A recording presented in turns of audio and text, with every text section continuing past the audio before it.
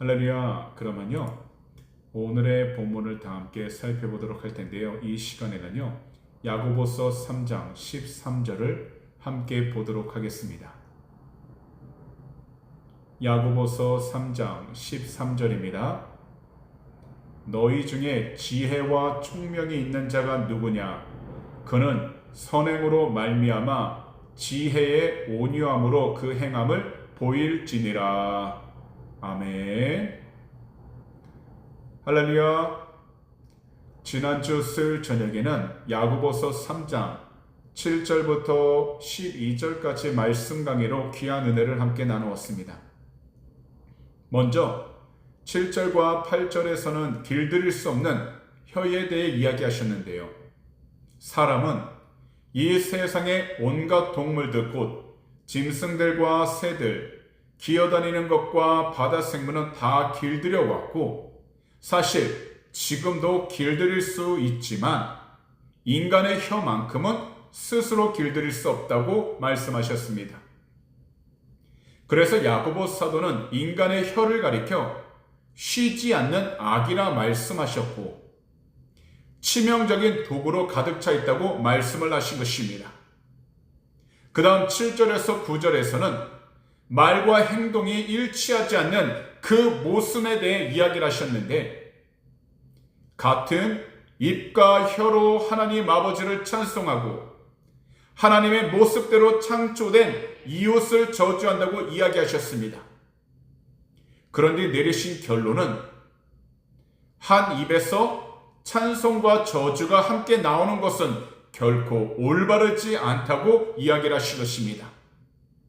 그리고 마지막으로 11절과 12절에서는 자연의 법칙을 통해 한 샘 구멍에서는 단물과 쓴물이 동시에 나올 수 없고 무화과 나무가 감람나무 열매를 맺거나 포도나무가 무화과 나무 열매를 맺을 수 없듯이 짠물이 단물을 낼 수 없다고 이야기하시므로 주 예수 그리스도를 믿는 성도의 모든 말은 바로 그 사람의 내면과 일치한다는 것을 이야기하신 것입니다. 결국 야고보 사도는 인간의 힘으로 제어하기 힘든 혀의 위험성을 경고하시면서 한 입으로 찬송과 저주를 모두 뱉는 앞뒤가 맞지 않는 언어 생활을 모두 다 버려야 하고 올바른 신앙에 걸맞는 순수한 말을 해야 한다고 분명하게 가르치신 것입니다.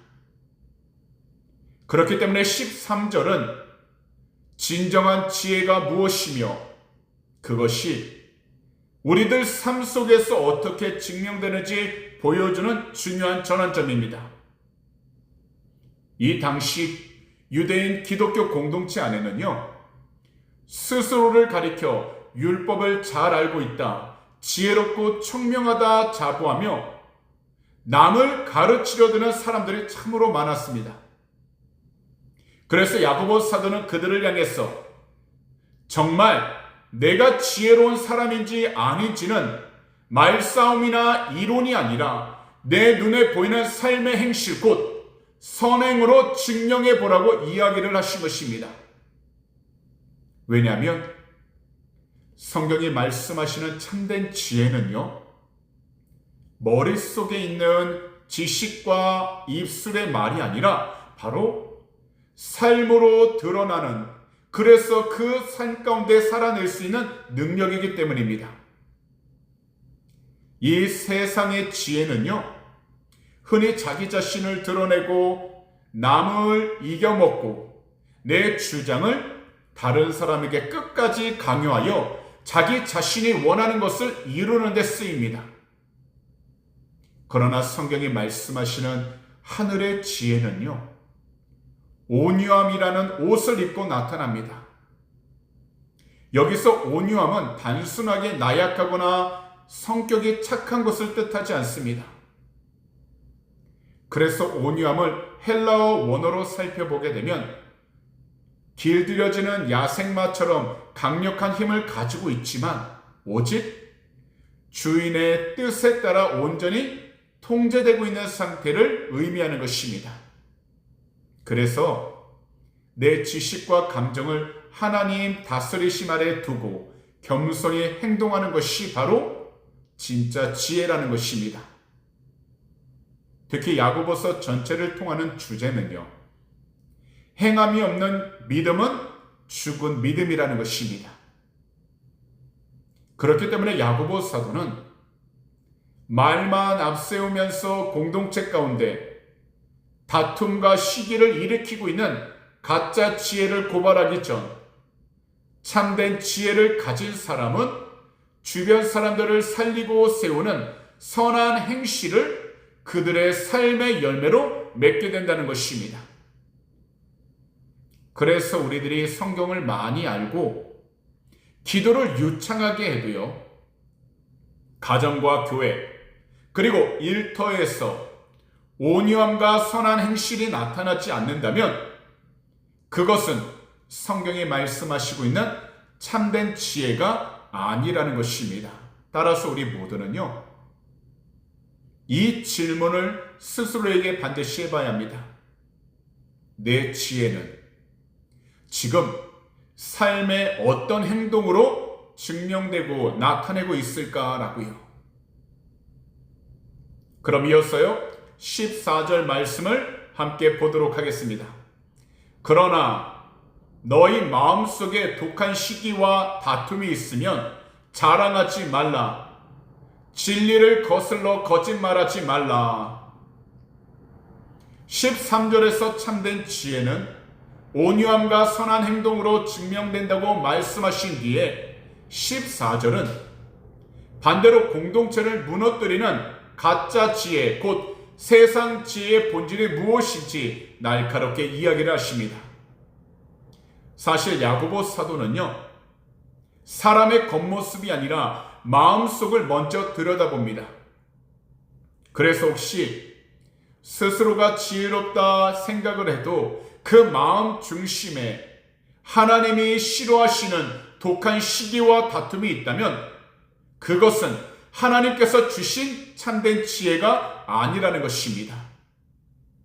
여기서 독한 시기란 다른 사람이 잘 되는 것을 배아파하고 단지 자기 자신이 뛰어나다는 것을 증명하기 위해 다른 사람을 깎아내리려고 하는 거짓 감정으로, 이것은요, 이기적인 열심에 정말 가깝고, 다음으로 다툼은 공동체의 유익과 하나님 영광보다는 오직 자기 자신이 맞다는 것을 증명하기 위해 자기 세력을 모아 리더십을 지려고 하는 정치적인 태도로 이기적인 야망을 뜻하고 있는 것입니다.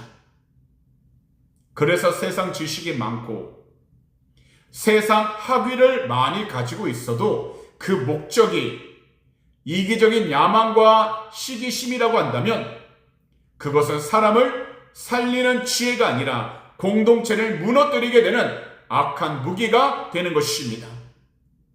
그렇기 때문에 이러한 영적 우월감, 곧 다른 사람보다 더 많이 알고 있어, 내가 더 영적으로 옳아, 이러한 모습을 드러내는 이기적인 동기에서 나오는 모든 성과들과 지식을 마치 자기 자신의 영적인 지혜인 것처럼 포장해서 자랑하지 말라고 분명하게 말씀을 하신 것입니다. 거기다 진리에서 떠난 거짓말을 하지 말라고 하셨는데, 이 의미는요, 상대방을 향해 시기하도록 부추기고 자신만의 이해관계가 같은 사람들끼리 모이는 그 집단을 만들어 행동을 하면서 말로는 이것은 교회를 위한 것이다, 진리를 지키기 위한 열정이다라고 포장하고 있는 모든 것은 결국 하나님의 말씀을 왜곡하고 스스로를 속이고 있는 거짓말이라고 하는 뜻입니다. 왜냐하면 하나님께서 말씀하시는 모든 진리는요, 결코 시기와 다툼이라는 악한 수단을 통해 이루어지지 않기 때문입니다. 그래서 만약 우리들 가운데 서로 자신이 옳다며 싸우는 일이 있을 때에는 아무리 교리적으로 정당하게 보이고 거기다 세상적으로 뛰어난 지식이라 해도 그 열매가 결국 분열과 상처라고 한다면 그것은요, 사탄이 주는 가짜 지혜일 뿐입니다. 그렇기 때문에 우리들은요, 항상 자기 자신의 마음 동기가 하나님의 영광인지 아니면 자기 자신을 드러내려고 하는 이기적인 야망인지 반드시 돌아봐야 하는 것입니다. 그럼 이 시간에는 함께 15절 말씀을 보도록 하겠습니다.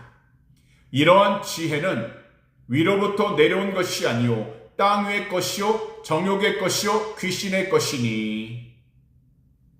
이 구절은 14절에서 말씀하신 독한 시기와 이기적인 야망 곧 다툼이 먼저 땅 위의 것이라고 분명하게 말씀하십니다. 이 세상은요, 시기와 다툼을 일으키는 그 가짜 지혜를 가리켜 처세술이라고 이야기를 하지만 야고보 사도는 그 지혜의 시작은 하늘이 아닌 바로 하늘 아래 이 세상과 육신 그리고 사탄에 속해 있다는 것을 분명하고 확실하게 말씀하신 것입니다. 이 세상은 끊임없이 경쟁함으로 남을 이겨야 성공한다고 가르치고 있습니다. 수단과 방법을 가르치지 말고 자기 자신이 원하는 높은 자리에 오르는 것을 똑똑하다 이야기를 합니다. 그런데 이 모든 것들은 사실 우리 주님을 멀리한 채 자기 눈에 보이는 세상적인 생존 방식과 성공 방정식만 따르는 것입니다. 그 다음 정욕의 것이란 영적이지 못한, 즉 인간의 타락한 본성인 육신에 속한 것을 의미하는 것입니다. 그래서 성령님의 인도하심을 받지 못하고 인간의 이기적인 욕망과 감정 그리고 본능에 이끌려 자기가 원하는 대로만 행동을 합니다. 그러다 보니 내 자존심이 상해서 못 참겠어, 반드시 내가 인정을 받아야겠어 라는 자기 만족만 채우기 위하여 계속해서 인간적인 세상적인 머리만을 굴리고 세상적인 지식을 짜내는 것이 바로 정욕의 지혜인 것입니다. 그 다음 야고보 사도는 정욕의 지혜에 대해 점점 더 단호하게 말씀을 하시는데요, 세상적이면서 정욕적인 지혜의 가장 깊은 그 뿌리에는 결국 사탄 곧 귀신의 악하고 교활한 영향력이 있다는 것입니다. 우리가 창세기 3장을 보면요, 뱀 곧 사탄은 하와에게 하나님께서 먹지 말라고 분명하게 명령하신 선악과를 가리키며 이렇게 유혹을 했습니다. 여자여, 이 열매를 먹으면 너의 눈이 밝아져 하나님처럼 지혜롭게 될 거야. 이것을 보면 하나님처럼 높아지려는 그 교만, 공동체를 이간질하고 분열시키는 그 시작은 항상 사탄이 주는 가짜 지혜의 고유한 성질입니다. 그래서 우리들은요, 야고보 사도는 가짜 지혜가 작동하는 그 단계를 날카롭게 보여주시는 것을 분명하게 알아야 하는 것입니다. 항상 땅 위의 것, 바로 세상의 가치관에서 시작하게 된다면 그 다음 정욕의 것, 바로 인간의 이기적인 욕심이 쌓이게 되면서 결국 귀신의 것, 바로 사탄의 도구로 이용당하게 되는 것입니다. 그렇기 때문에 우리 모두는요, 세상 사람들로 다 이렇게 살아가면서 적당히 타협해서는 절대로 안 되는 것입니다. 왜냐하면 세상의 지혜가 내 몸의 자존심과 욕망에 결합되는 그 순간 결국 우리 주님의 몸된 성전을 쪼개고 가정을 무너뜨리는 사탄의 도구가 되어버리기 때문입니다. 그래서 우리들은 내가 가진 똑똑함과 지식이 공동체에 평화를 주고 있는지 아니면 분열을 주고 있는지에 대해서 올바로 분별하도록 항상 성령으로 충만해야 하는 것입니다. 혹시나 분열을 만들고 있다면 아무리 그럴듯해 보여도 그것은요, 귀신의 것에 뿌리를 둔 가짜 지혜일 뿐입니다. 그러니 항상 우리 구주 예수 그리스도 이름으로 성령 충만하여 주님께서 주시는 참된 지혜가 무엇인지를 깨달아 우리가 있는 모든 공동체를 주님 보시기에 하나 되고 또한 주님의 영광을 위해서 나아갈 수 있도록 항상 간절히 부르짖으며 나아갈 수 있는 귀하고 복된 성도님들이 다 되시기를 우리 구주 예수 그리스도로 축복합니다. 그럼 이어서 함께 16절 말씀을 보겠습니다. 시기와 다툼이 있는 곳에는 혼란과 모든 악한 일이 있음이라. 이 구절은 앞서 14절과 15절에서 고발했던 가짜 지혜 곧 세상적인 것, 정욕적인 것 그리고 귀신의 것이 우리 삶과 공동체 속에서 실제로 어떤 비극적인 열매를 맺게 되는지 보여주시는 말씀입니다. 야고보 사도는요, 다시 한번 14절에서 말씀하신 영적인 독소인 시기와 다툼을 이야기하시는데요. 사실 이 두 단어는요, 가짜 지혜가 지배하는 환경의 특징을 가리키고 있는 것입니다. 사람들은 저마다 자기 이익을 챙기려 합니다. 이것은 우리들도 마찬가지입니다. 그리고 남들보다 더 높아지려고 합니다. 거기다 다른 사람의 성공을 시기하는 그 마음으로 가득한 분들이 세상에는 참으로 많은데 이러한 마음은 바로 가짜 지혜가 작동하는 토양입니다. 여기서 중요한 것은 이것이 개인의 마음 가운데 머물지 않고 오늘 본문 16절에서 말씀하고 있는 시기와 다툼이 있는 곳이라는 이 표현처럼 가정과 교회 그리고 공동체 전체 분위기를 오염시키고 있다는 점입니다.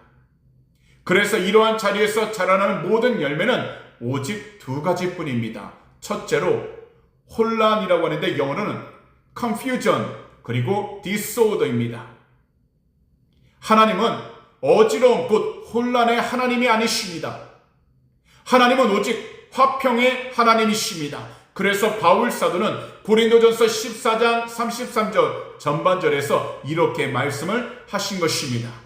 하나님은 무질서의 하나님이 아니시오 오직 화평의 하나님이시라. 따라서 공동체 안에 질서가 깨어지고 영적인 평안이 사라진 채 늘 시끄럽고 불안정하다면 그 배경에는 반드시 누군가의 이기적인 야망과 가짜 지혜가 자리를 잡고 있다는 것입니다. 다음으로 모든 악한 일은 상대방을 깎아내리기 위하여 근거 없는 말로 상대방이 가지고 있는 명예와 지위를 송산시키고 모든 속임수를 가지고서 다른 사람을 위태롭게 하며 늘 거짓말을 하면서 자기의 편 만드는 일들을 하는 온갖 종류의 더럽고 악한 행동들을 조금 더 거리낌 없이 하는 것입니다. 이렇게 행동하는 그 이유가 있습니다. 바로 상대방을 향해 시기심과 이기심이 가득해지면서 올바로 볼 수 있는 영적 시력이 안 좋아지게 된 것입니다. 그렇기 때문에 이와 같이 악한 일들을 하고 있는 그 공동체는 결국 영적으로 완전히 거칠어지게 되고요. 거기다 생명의 샘이 더 이상 솟아나지 아니하고 메마르게 바뀌는 것입니다. 그래서 우리 주님께서는요, 마태복음 7장 20절에서 이렇게 말씀을 하신 것입니다. 이러므로 그들의 열매로 그들을 알리라. 이 세상에서 아무리 겉모습이 화려해 보이고 세상 명분이 정당하며 거기다 똑똑한 말로 잘 포장된 지혜라 해도 그 결과가 혼란과 분열을 가져다 주고 거기다 상처와 악한 행동들이라고 한다면 그것은요 100% 세상에서 온 가짜 지혜입니다. 그렇다면 우리들은요 지금 현재 나의 가정은 편안한가를 잘 살펴봐야 합니다. 그리고 내가 속한 교회가 평안한가 아니면 왠지 모를 혼란과 긴장감에 휩싸여 있는지를 자세히 살펴봐야 합니다. 그리고 저와 성도님들 모두가 나 자신은 모든 공동체 안에 평화를 가져오는 사람인가, 아니면 나도 모르게 시기와 혼란 그리고 불평의 불씨를 피우고 있는 사람인가 살펴보는 것이 가장 필요합니다. 야고보 사도는 이 구절을 통해 현재 우리의 지혜가 맺고 있는 그 열매를 냉정하게 돌아보라고 분명하게 이야기를 하시는 것입니다. 그럼 이 시간에는요, 다 함께 17절 말씀을 보겠습니다. 오직 위로부터 난 지혜는 첫째 성결하고, 다음에 화평하고 관용하고 양순하며 긍휼과 선한 열매가 가득하고 편견과 거짓이 없나니. 이 구절은 하나님께서 주시는 위로부터 난 지혜의 아름다운 8가지 성품을 한자리에 모아놓은 말씀의 보석함으로, 먼저 위로부터 난 지혜가 가진 첫 번째 조건과 으뜸이 되는 성품, 성결을 말씀하십니다. 영어로 pure라고 하는데요. 도덕적인 깨끗함 뿐만 아니라 동기에, 바로 우리가 생각하거나 행동하는 모든 동기의 순수함을 의미하며, 자기 마음에 시기와 이기적인 야망을 숨겨두지 않고 오직 하나님의 뜻과 공동체의 유익만을 구하는 순전한 마음을 의미하고 있는 것입니다. 그 다음 성결한 지혜는 반드시 화평 곧 평화로 이어집니다. 영어로는 peace loving이라고 하는데요. 사실 세상 지혜는 자기를 증명하기 위해 다툼을 일으키지만, 위로부터 난 그 지혜는 이 세상 가운데 깨어진 모든 관계를 회복시키고 피스메이커 역할을 해 나아갑니다. 단 우리 모두가 분명하게 알아야 하는 것은 성결함이 첫째이고 화평이 다음이라는 이 순서가 정말 중요하다는 것입니다. 왜냐하면 불의와 타협하는 거짓 평화가 아니라 진리 안에서 이루어지고 있는 바른 평화를 우리 모두가 반드시 추구해야 하기 때문입니다. 셋째로요, 관용을 말씀하십니다. 영어로는 consideration 그리고 gentle이라고 하는데요.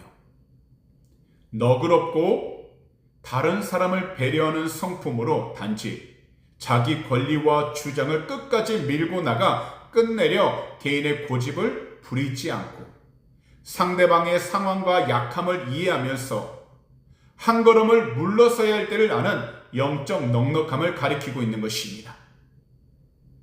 넷째로 양수는 submissive 또는 willing to yield를 말씀하시는데요.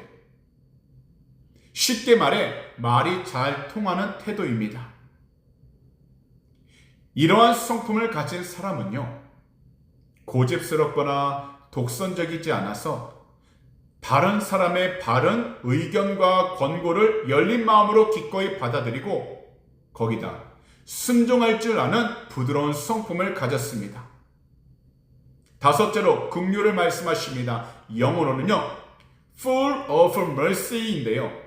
어려움에 처한 사람을 보고 불쌍히 여기는 마음을 가리키고 있는 것입니다. 단순히 감정적인 동정심을 넘어 상대방의 아픔에 깊이 공감을 하고 도움의 손길을 선뜻이 내미는 구체적인 사랑의 행동을 포함하고 있는 것입니다. 여섯째로 선한 열매가 가득하다를 말씀하시는데요. 영어로는 full of good fruits로 삶의 자리에서 다른 사람을 돕고 그들을 위로하며 한 사람이라도 세워주는 구체적이고 풍성한 행동의 결과물들을 계속해서 맺게 되는 것을 가리키고 있는 것입니다. 일곱 번째로 편견이 없고를 말씀하시는데요. 영어로는 impartial이라고 이야기를 합니다. 곧 사람을 외모나 그들이 갖고 있는 재산, 신분과 직분으로 차별하지 않는 성품을 의미하고 있는 것입니다. 그래서 누구를 만나든 거기다 어느 자리에 있든 한결같은 마음으로 모든 사람들을 공평하게 대해주는 것입니다. 그리고 마지막은 거짓이 없나니인데요. 영어로는요, sincere라고 합니다. 곧 위선과 가면이 없는 진실함을 의미하는 것으로 이 세상에서는 앞에서는 웃고 뒤에서는 뒷말을 하는 거짓된 행동들을 하고 있는 많은 사람들이 있지만 위선과 가면이 없는 진실한 그 성도만은 겉과 속이 일치하는 투명한 성품을 가지고 자신에게 손해가 온다 할지라도 거짓말을 하지 않는 행동을 가리키고 있는 것입니다. 사실 우리 모두가 야고보 사도께서 말씀하고 있는 위로부터 난 지혜의 8가지 특징을 잠잠히 묵상해 본다면 누구의 얼굴이 떠오를까요? 바로 우리 구주 예수 그리스도이십니다. 왜냐하면 우리 주님만이 바로 그 지혜 자체이시기 때문입니다. 이 세상에 성경 지식이 많다고 해서 지혜로운 사람이 아닙니다. 이 세상에서 진짜 지혜로운 사람은요, 그의 삶에서 오직 한 번 우리 주님의 그 거룩하신 성품이 나오는 사람입니다. 곧 주님의 성결과 화평, 주님의 너그러우신 성품과 부드러운 성품, 주님의 긍휼하신 성품과 선한 열매로 가득하신 그 성품으로 가득하고 주님의 편견 없는 성품과 거짓이 없는 그 성품이 나오는 그 사람이야말로 이 세상 가운데서 진짜 지혜로운 사람인 것입니다. 그렇다면 우리들은 나의 지혜가 이 8가지 성품 중 어느 부분에 가장 가까운지 스스로를 찬찬히 비추어 봐야 합니다. 그러다 보면 우리의 성품을 통해서 하나님이 기뻐할 수 있는 온전한 뜻이 무엇인지를 깨달을 수 있게 되는 것입니다.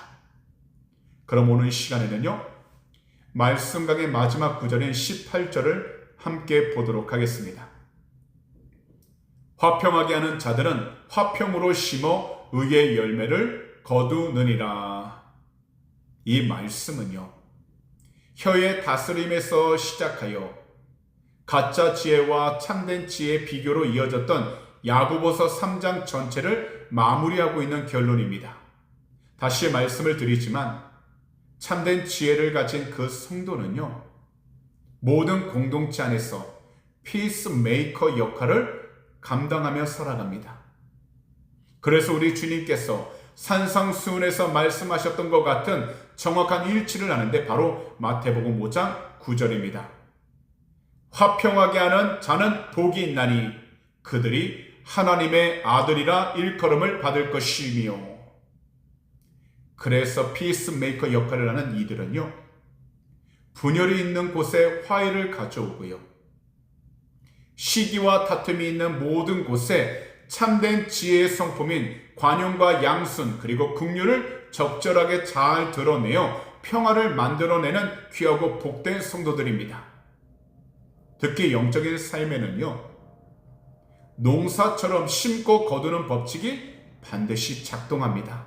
그래서 우리가 앞에서 보았던 14절에서 16절에 등장한 가짜 지혜자들은요, 모든 공동체 안에 시기와 다툼 그리고 자기 자랑의 씨앗을 심을 때 그 결과로 혼란과 모든 악한 일들을 다시 거두게 되는 것입니다. 반면에 위로부터 난 지혜를 가진 그 성도들은 삶의 현장에 화평의 씨앗을 심습니다. 그러다 보니 현실적으로 내가 조금 손해를 보고 내가 먼저 온유하게 말을 하면서 나의 자존심을 내려놓는 것입니다. 그래서 이러한 행동들이 바로 화평을 심게 되는 행위가 되는 것입니다. 비록 이러한 행위들이 당장 눈앞에서는 손해처럼 보여도 위로부터 난 지혜를 가진 그 성도는 묵묵히 자신의 자리와 위치에서 주님이 기뻐하시는 평화의 씨앗을 눈물로 가득히 심게 되는 것입니다. 그렇기 때문에 우리들도요, 우리가 있는 모든 장소에서 화평의 씨앗을 심는 성령으로 충만한 귀하고 복된 성도가 되어 우리 모두 우리 주님께서 주시는 최종적인 보상인 의의 열매를 가득히 거둘 수 있는 성령으로 충만한 복된 성도님들이 다 되시기를 우리 구주 예수 그리스도로 축복합니다. 특별히 의의 열매는 2가지 귀한 결실을 의미하고 있습니다. 첫째로, 하나님이 보시기에 올바르고 흠이 없는 아름다운 신앙의 인격과 성숙을 가리키는 것이고요. 마지막은 깨어졌던 모든 관계가 회복되고 우리들 각자의 가정이 살아나며 더욱이 우리가 섬기고 있는 교회가 하나님의 다스리심과 질서 속에서 건강하게 세워지게 되는 영적 평안을 누리게 되는 것입니다. 분명 야고보 3장 전체는 말을 조심하라고 하는 경고로 시작을 하지만 결론인 18절에 이르러 말을 조심하고 제어해야 하는 최종 목적이 바로 공동체 안에서 우리 주님이 기뻐하시는 화평을 심어 의의 열매를 거두기 위한 것이었다라는 것을 밝히신 것입니다. 그래서 우리들은 이것을 반드시 기억해야 합니다. 곧 우리가 내뱉는 모든 말 한마디 그리고 우리의 모든 행동 하나하나가 지금 우리가 속한 모든 공동체들 가운데 무언가를 심고 있는 것과 같다라는 것입니다. 그렇다면요, 한번 스스로에게 이 질문을 해보길 원합니다. 나는 매일 다툼과 시기의 씨앗을 심고 있나 아니면 화평의 씨앗을 심고 있나? 그러므로 오늘 이 시간부터는요, 모든 분들은 각자 자신의 가정과 일터 그리고 교회 안에서 우리 주님을 닮은 참된 지혜로 화평의 씨앗을 심으셔서 우리 야훼 하나님 아버지께서 정말로 기뻐하시는 풍성한 의의 열매를 하루하루 매일 거두실 수 있는 귀하고 복된 성도님들이 다 되시기를 오늘 이 시간 우리 구주 예수 그리스도로 축복합니다. 기도드리겠습니다. 사랑하는 주님, 너무나도 고맙고 감사드립니다. 7월 1일 무엇보다 7월달 첫 번째 수요 저녁 예배 가운데 함께 해주셔서 말씀 강해 야고보서 3장 13절에서 18절까지 귀한 은혜를 허락해 주신 너무나도 감사를 드립니다.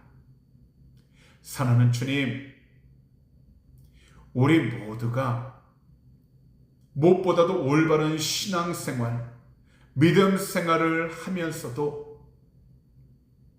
죄의 뜻 가운데 올바로 순종하지 못하고 우리의 입술로 죄를 지으며 하나님께서 기뻐하는 선한 행동을 행하지 못할 때 얼마나 많은지 모릅니다. 이 시간 모든 것을 주님의 거룩하신 그 이름으로 회개하길 원하나오니 사랑하는 주님, 우리의 입술을 주장하여 주셔서 주님이 기뻐할 수 있는 복된 혀가 되게 하여 주시옵시고 주님의 귀한 영광을 드러낼 수 있는 축복의 통로가 되게 하여 주시옵소서. 특별히 우리의 모든 행실이 주님 보시기에 착하고 거룩한 행실이 되게 해 주셔서 우리 주님의 귀한 영광을 드러낼 수 있도록 은혜 베풀어 주시옵시고 특별히 우리가 속한 모든 공동체 가운데 오직 주님의 귀한 영광을 드러낼 수 있도록 성령으로 충만케 하여 주시옵소서. 사랑하는 주님, 이 세상을 살아가면서 억울하고 여러가지 답답하고 그 마음이 괴로울 때가 많이 있습니다. 그러나 우리가 그 가운데에서 스스로를 자책하거나 우리 스스로를 낙단시키는 것이 아니라 오직 주의 말씀을 온전히 붙잡아 주의 뜻 가운데 순종하여 주님께서 허락하신 그 모든 공동체를 올바로 온전히 세울 수 있도록 간절히 기도하는 축복의 통로가 되게 하여 주시옵소서. 특별히 우리의 입술을 통해서 주님의 귀한 영광을 또 드러내게 하여 주시옵시고 우리의 삶의 행동을 통해서 주님의 복음을 전할 수 있는 선한 성도가 되게 해 주셔서 주님이 오시는 그날까지 우리 각자 쓰이는 모든 삶 가운데 주의 말씀 가운데 순종케 하여 주시고 오직 성령의 충만함을 통하여 주님께 귀한 영광과 찬송을 나가도 은혜하여 주시옵소서. 사랑하는 주님, 오늘도 이 시간 우리 조국 대한민국을 위해 간절히 기도합니다. 주 예수 그리스도로 회개하오니 거룩하신 주의 볼로 덮으사 정결케 주셔서 주님을 경외하는 복된 나라 믿음의 나라가 되게 하여 주시옵시고 특별히 오직 예수 그리스도의 귀한 권세를 통하여 자유민주주의 무너지지 않도록 주님께서 불과 같은 눈동자로 지켜주시고 오직 예수 그리스도의 보혈의 권세를 덮으사 모든 가정마다 주의 영광이 돋더라도 은혜하여 주시옵소서. 그 동일한 은혜가 이곳 호주 땅 가운데 임하게 주셔서 모든 음란함과 동성애 주 예수 그리스도로 회개하니 거룩하신 주의 분을 덮어서 정욕하여 주시고 오직 주님을 경외하는 복된 나라 믿음의 나라가 되게 하여 주시옵소서. 특별히 하나님 북한 땅을 위해 간절히 기도합니다. 무엇보다도 공산주의 체제의 시간 주 예수 그리스도로 무너지게 하여 주시옵시고 오직 예수 그리스도 이름의 귀한 권세를 통해서 남과 북의 자유민주주의로 통일되어 마지막 때 촛불을 일으켜 세우는 복된 나라 믿음의 나라가 되게 하여 주시옵소서.